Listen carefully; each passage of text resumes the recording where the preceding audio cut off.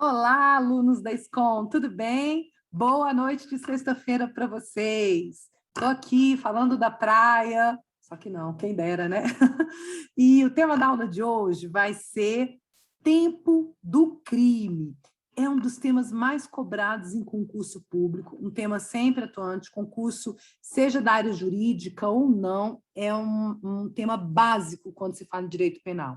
Então, muita atenção no que a gente vai falar agora, porque vai ser fundamental para que você resolva as questões de concurso da atividade que será proposta logo adiante, tudo bem? Então, vamos comigo?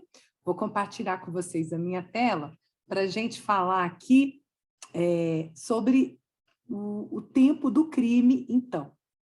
Pessoal, em relação ao tempo e ao lugar do crime, existem três teorias possíveis. A da atividade, que considera o momento do crime, o momento da ação ou omissão do agente. O do resultado, que considera o momento do crime, o momento em que aconteceu o resultado. E a da ubiquidade, ou mista, que significa que adotaria o momento do crime, tanto o momento da ação quanto do resultado, tudo bem?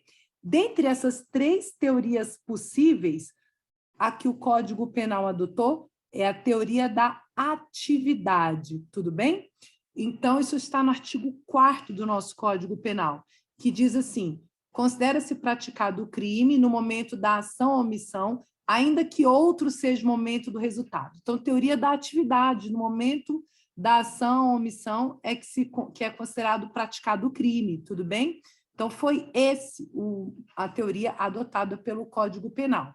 Já em relação ao lugar do crime, não foi a da atividade, foi a da ubiquidade, ou mista, aquela que considera o lugar do crime, o lugar onde ocorreu a ação ou omissão, bem como o do resultado. Olha como é diferente a redação do artigo 6º, olha lá.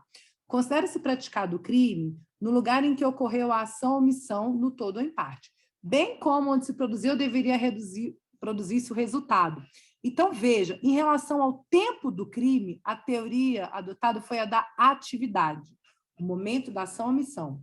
Em relação ao lugar do crime, a teoria adotada é da ubiquidade. Para você não se esquecer e não confundir, é só lembrar que para passar em direito, seja no OAB, no concurso público, no que você queira, é preciso muita luta, onde o L é de lugar, ubiquidade, e o tá do tempo é a atividade, tudo bem? Então, são essas as teorias. Em relação ao lugar do crime no artigo 6º e ao tempo do crime no artigo 4º, tudo bem? Então, na aula de hoje, vamos falar mais especificamente sobre o tempo do crime e a teoria da atividade. Na aula seguinte, vamos falar sobre o lugar do crime, tá certo? Então, olha o seguinte exemplo. O Tício, sempre ele nos dando trabalho, né, dispara contra o Mévio. Os dois são exemplos clássicos do direito penal. No dia 7 de dezembro do ano de 2020. Só que o Mévio só veio a falecer, só veio a óbito no dia 23 de dezembro de 2020. Veja, o momento da ação, dos disparos, foi no dia 7, mas o momento do resultado foi no dia 20. E aí, quando que a gente considera que o crime ocorreu? Quando o Tício efetuou os disparos ou quando o Mévio veio de fato a morrer? Lembrando, então, do artigo 4º, teoria da atividade, no dia 7 de dezembro, quando ele atirou, o Tício atirou no Mévio. Percebam, pessoal, que essa teoria é super importante para a gente decidir assuntos. Por exemplo, qual a lei que a gente vai aplicar nesse caso? A lei que vigia no momento da ação ou vai que essa lei mudou até o momento do resultado, não é mesmo? Ou, por exemplo, imagina que o Tício, no dia 7 de dezembro, ele ainda fosse menor de idade, tivesse 17 anos, e no dia 23 ele já tivesse completado a maioridade. Qual legislação a gente aplicar? O Código Penal ou o Estatuto da Criança e Adolescente? Então, isso é muito importante para a gente definir essas questões. Então, a teoria da atividade é no momento da ação. Se ele fosse menor de idade, a gente ia aplicar o Estatuto da Criança e Adolescente, altíssimo. Tudo bem? Então, tá certo. Tempo do crime, teoria da atividade. Lugar do crime, teoria da ubiquidade. Com essa informação, você resolve uma série de questões de concurso. Tudo bem? Mas você é um bacharel em Direito da SCOM e tem condição de ir muito além. Então, vamos falar agora sobre algumas questões interessantes e que podem trazer alguma polêmica sobre a aplicação da lei penal no tempo. Olha só, o Código Penal, no artigo 2º, fala assim: a lei posterior, que de qualquer modo favoreceu a gente, aplica-se aos fatos anteriores. É a nova lei melhor, favorável a gente, a novatio legis in melius, né? A nova lei melhor para o agente. Então, essa lei posterior, que favorecê-lo de qualquer forma, vai aplicar para os casos anteriores, ainda que decididos por uma sentença transitada em julgado. Tudo bem? Ainda que essa sentença já tenha sido dada pelo juiz, já não caiba mais recurso. O juiz da execução penal, no momento que o réu está cumprindo, é quem vai aplicar a lei nova, melhor para o réu. Tudo bem? Então, mesmo que já decidido, a pessoa pode se valer dessa lei nova. Tudo bem? Olha um exemplo da aplicação da lei penal posterior mais favorável a gente. Lá na lei de execução penal, que é a lei 7.210 de 84, essa lei regula minuciosamente como que se dá o cumprimento da pena. Essa lei falava assim, anteriormente, aí ao ano de 2011, que o preso que fosse condenado por uma falta grave, punido por uma falta grave, às vezes ele usou o celular na prisão, ou tentou fugir, ou deu causa a um motim ou uma rebelião, ele perdia direito ao tempo remido, todo o tempo remido. É o tempo que ele conquistou, estudando, trabalhando, lendo na prisão. A cada 3 dias de trabalho, ele desconta 1 da pena. Também, a cada livro lido, ele desconta 4 dias da pena. E pelo estudo também. A cada 12 horas de estudo, ele desconta 1 dia da pena dele. Então, se ele praticasse uma falta grave, ele perdia todo o tempo remido. Essa norma era muito desestimulante na execução penal, porque o réu, às vezes, ele assumia a posse no celular, que não necessariamente era dele, né? Às vezes, o mais débil, o mais fraco na prisão assumia. E com isso, ele perdia todo o tempo que ele tinha conquistado. Então, ele não estava mais animado a estudar ou a trabalhar, porque já perderia tudo. Então, em 2011, veio uma lei nova, dizendo que ele não perderia mais todo o tempo remido, mas, no máximo, 1/3 do tempo remido. O juiz da execução quer fixar até 1/3, no máximo 1/3. Essa lei nova é muito melhor para o apenado, tudo bem? Porque o reeducando, enquanto está lá cumprindo pena, ele não perderia mais todo o tempo remido, mas até 1/3. Então, essa lei nova, que é melhor, ela retroage, inclusive se aplicando aos casos anteriores, para os presos que perderam todo o tempo remido, o juiz da execução teve que restituir a eles 2/3 do tempo que eles perderam, 2/3 do tempo remido, tudo bem? Então, mesmo os presos que já tinham perdido todo o tempo remido foram beneficiados com essa lei nova. Por quê? Ela é uma lei nova, melhor e que se aplica aos casos anteriores, tudo bem? Esse é o princípio. Mas há uma exceção, onde nós iremos aplicar a lei posterior mais gravosa, que é para o caso dos crimes permanentes ou dos crimes continuados. Esses crimes, pessoal, eles se protraem no tempo. Às vezes, o réu começa com uma conduta no momento da lei mais benigna, mas ele continua praticando o crime, mesmo quando advém uma lei pior. Então, ele será punido de acordo com essa lei pior. Como seria o caso? Imagina que eu sequestrasse alguém no crime de sequestro e trouxesse para a minha residência, e deixasse aqui, sequestrado nesse local. Enquanto eu mantiver a minha vítima em cativeiro, esse crime está acontecendo. Posso ser presa em flagrante a qualquer tempo por esse crime de sequestro ou de cárcere privado. Se a polícia chegar, ela pode me levar. Ele está se consumando a todo momento, enquanto eu mantiver a vítima sob a minha custódia. Tudo bem? Outro exemplo também de crime permanente é o crime de manter drogas em depósito. Então, olha essa foto aqui. Imagina que eu tivesse toda essa quantidade de drogas na minha residência. Enquanto eu mantiver toda essa droga aqui, o crime de tráfico de drogas nessa modalidade está acontecendo. Se a polícia chegar aqui na minha residência, pode me prender em flagrante pelo tráfico de drogas, por eu manter toda essa quantidade de drogas aqui na minha residência. Tudo bem?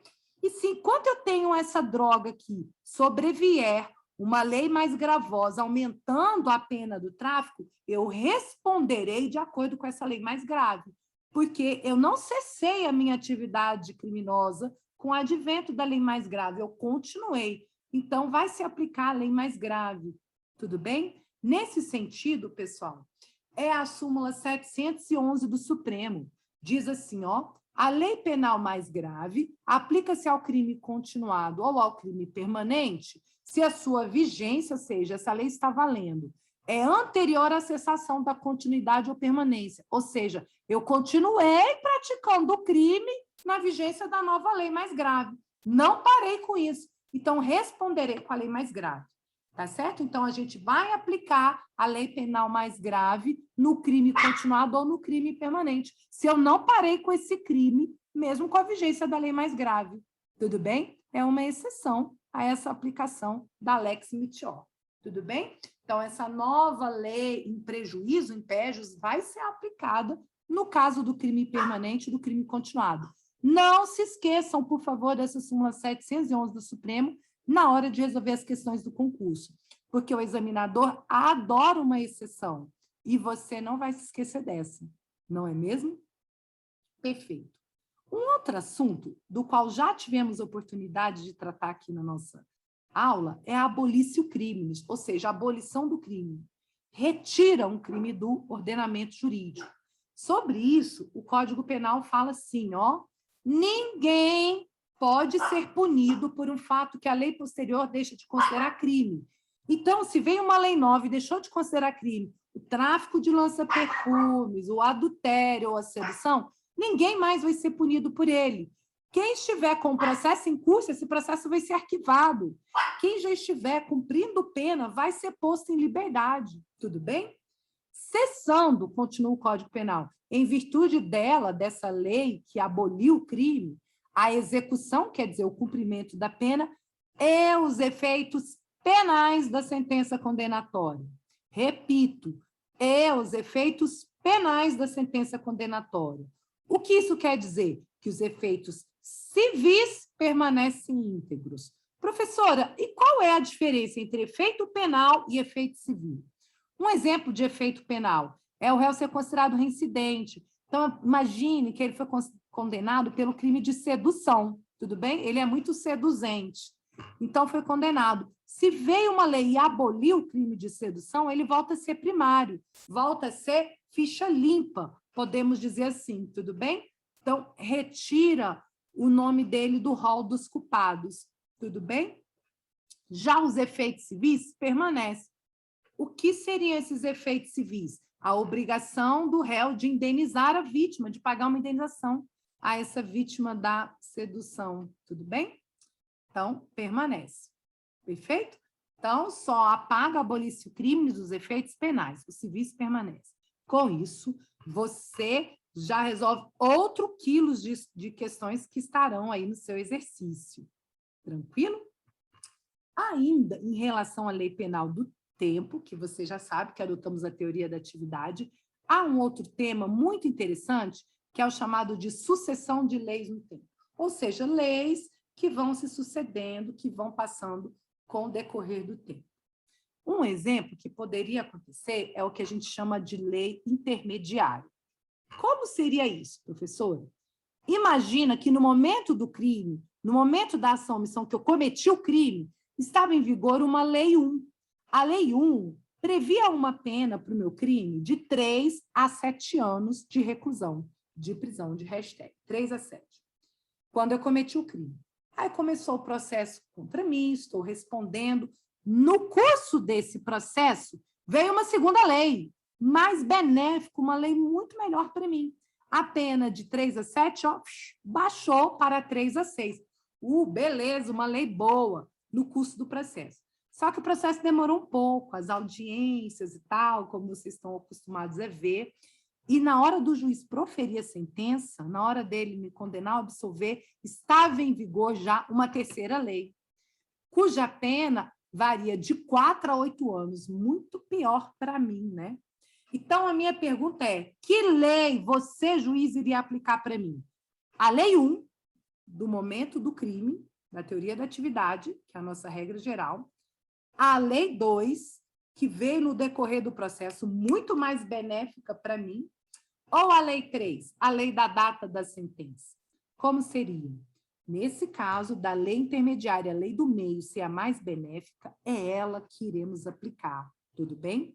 Essa é outra exceção à teoria da atividade, você precisa conhecer, porque, como eu já disse, o teu examinador não vai facilitar as coisas para você. A regra é muito fácil saber, mas a exceção é o que eles adoram perguntar. Então, no caso de uma lei intermediária, uma lei que surge no curso do processo mais benéfica, é ela que vamos aplicar ao réu. É uma lei que não é nem a do tempo do crime, nem a da sentença, mas que beneficiou, nesse caso, não se tratando de um crime continuado nem permanente, é a lei que vamos aplicar. Tudo bem? Maravilha! Em um outro caso, aqui que eu gostaria de falar para vocês, são outras exceções, é a lei temporária e a lei excepcional. Eu preciso contar para vocês que a lei penal ela tem superpoderes. Superpoderes que a gente chama de extratividade. Então, é uma lei super poderosa que viaja no tempo. Tipo Back to the Future, de volta, né, para o futuro. Então, essa lei, algumas leis têm um poder que a gente chama de viajar no tempo e se aplicar lá no futuro, que é o caso da lei temporária e excepcional. Ela tem a extratividade, né? Ultratividade, se aplica lá na frente, e ela também tem a retroatividade. A lei mais benéfica, a lei maravilha, ela pode se aplicar aos fatos passados. Então, extratividade é um gênero que a gente tem duas espécies. A ultratividade, se aplicar lá na frente, e a retroatividade, se aplicar lá atrás. A lei mais benéfica, mais legal, ela tem essa capacidade de retroagir. E a lei temporária e a lei excepcional, elas se aplicam lá no futuro, elas viajam para o futuro. Olha só o que diz o seu Código Penal no artigo 3º sobre essas leis. A lei excepcional ou temporária, embora decorrido o período da sua duração ou cessadas as circunstâncias que a determinaram, aplica-se ao fato praticado durante a sua vigência. O que quer dizer isso, professora? Traduz. Traduzo, sou sua explicadora. Olha um exemplo, é a Copa do Mundo. Durante a Copa do Mundo e a Copa das Confederações, da FIFA, o Brasil editou uma lei chamada Lei Geral da Copa. Essa lei foi editada lá em 2012 e essa lei previa expressamente que ela ia valer até o dia 31 de dezembro de 2014, tudo bem? Essa lei previu expressamente a data em que ela ia acabar. Ela falou, olha, os tipos penais, ou seja, esses crimes que eu estou prevendo, terão vigência até 31 de dezembro de 2014. Esse é um exemplo de lei temporária, onde está escrito nela a data até quando ela vai valer. Tudo bem? 31 de dezembro de 2014. Na lei excepcional, ela não está escrito a data que ela vai valer, mas está escrito a circunstância durante a qual ela vai valer. Olha um exemplo. Imagina que vem uma lei que fala assim, é crime não passar o álcool gel quando entra em um lugar. Então, todo mundo que entrar no estabelecimento tem que passar o álcool gel. Quem não passar, pratica o crime. Essa lei durará durante o período da pandemia do Covid-19. Ou seja, se hoje eu entrasse num restaurante e não passasse álcool gel, como o governo ainda não decretou o fim da pandemia, estaria praticando esse crime. Tudo bem? Essa lei excepcional, ela não fala a data que ela acaba, porque nós não sabemos em que data o governo irá decretar o fim da pandemia, tudo bem? Mas ela fala assim, essa lei vigorará durante o período da pandemia do Covid-19. Se ela falasse a data, por exemplo, até 31 de dezembro de 2021, ela seria uma lei temporária, onde a data vem expressa. A lei excepcional, ela não fala data, ela fala circunstância excepcional durante a qual ela valerá, ou seja, durante o período da pandemia. Tudo bem? Então, olha, nessa Lei Geral da Copa, era crime, por exemplo, falsificar, imitar os símbolos da FIFA, os símbolos oficiais. O bonequinho aqui do fuleco, lembra do fuleco? Olha lá, esse tatu-bola, né? Então, falsificar o boné, o chinelo, a caneca, a bola, tudo isso era considerado crime, tudo bem? E também quem vendia esses objetos falsificados, tá certo? também era considerado crime. Só que esses crimes, só é considerado crime as falsificações que ocorreram até 31 de dezembro de 2014. Por quê, pessoal? Chegou essa data, acabou a Copa, ninguém mais ia querer falsificar esses bonecos, tudo bem? Mas as falsificações ocorridas durante esse período se aplicava a essa lei, mesmo que o processo demorasse um pouco para acontecer. Imagina a morosidade do nosso judiciário, que só em 2015 ou em 2016 o falsificador fosse processado. Será que a gente poderia aplicar essa lei temporária? Sim, se a falsificação ocorreu no ano de 2014, no período dessa vigência, a gente pode aplicar, sim, essa lei temporária, tudo bem? Mesmo que depois, lá no futuro, em 2015, 2016, a gente vai aplicar a lei anterior. Vamos voltar à redação do artigo 3º? Diz assim: a lei excepcional ou temporária, embora decorrido o período da sua duração ou cessado as circunstâncias que a determinaram, aplica-se ao fato praticado durante a sua vigência, ou seja, as falsificações em 2014 serão punidas, mesmo que só processadas depois, se aconteceram no período em que a lei estava valendo. Tudo bem? Então, maravilha. Essa é a lei excepcional e a lei temporária. E a última questão, e sobre isso, há 1 quilo de questões aí no seu exercício. Por favor, faça, tudo bem? E a última questão a dizer é a combinação de leis penais. Será que a gente pode combinar uma parte de uma lei favorável com outra parte de outra lei favorável? Pegar a parte boa de cada lei e colocar em favor do réu e aplicar? Os tribunais não têm aceitado, tudo bem? Eles falam que, com isso, a gente estaria criando uma terceira lei, que não existe, que a gente não pode combinar partes benéficas de cada lei, tudo bem? Ah, já aconteceu isso, professora? Já. Imagine um tráfico de drogas ocorrido no ano de 2005, por exemplo. A gente tinha a lei vigente, que é a Lei 6368, e em 2006 veio uma nova lei de drogas, que, em parte, ela foi melhor para o traficante. Essa lei aqui, a antiga lei 6368, ela tinha uma pena de prisão muito rigorosa para o traficante, mas uma pena de multa bem baixinha. Já a nova lei tinha uma benesse maravilhosa para o traficante, mas uma pena de multa muito alta. Então, os réus falavam assim, vamos pegar a pena de multa dessa, que é baixinha, e a pena de prisão da outra, né, que é mais baixa. Será que a gente pode combinar? Não foi aceito. Tudo bem? Então, ó, na Lei 6368, na antiga Lei de Drogas, olha a pena de multa, era bem baixa, era de 50 a 360 dias multa. Dias multa, vocês vão aprender no próximo semestre, esse dias multa é o cálculo da pena de multa de acordo com o salário mínimo, tudo bem? Vocês vão aprender de acordo com o salário mínimo. Então, a pena de multa era de 50 a 360. Com a lei nova, ela aumentou de 500 a 1.500. Veja, aumentou muito a pena de multa do traficante. Só que a lei nova trouxe uma diminuição de pena fantástica. Podia diminuir a pena do traficante de até 2/3. Com isso, ele podia pegar regime aberto e nem ir preso. Então, alguém queria pegar a pena privativa de liberdade dessa lei aqui e a pena de multa da outra. Podia isso? Não podia. E aí, professora, e aí tem alguns julgados da STJ aí dizendo que não pode haver essa combinação de leis. Tudo bem? E uma súmula, inclusive, do STJ a esse respeito. Olha só, a gente pode aplicar a lei nova, mais benéfica, na íntegra, todinha, mas não podemos fazer uma combinação de leis. Só que, professora, qual lei que era melhor para o acusado? A lei que tinha a pena de prisão menor ou a multa menor? Depende. O acusado se importa mais de ficar preso ou o bolso dele pesa mais?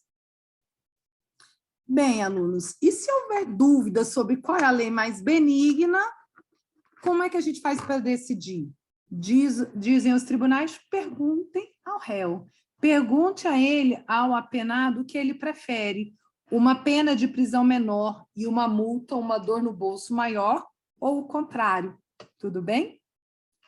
Então, Maravilhas, isso, então, a possibilidade de escolha pelo condenado qual lei que ele gostaria que fosse aplicado.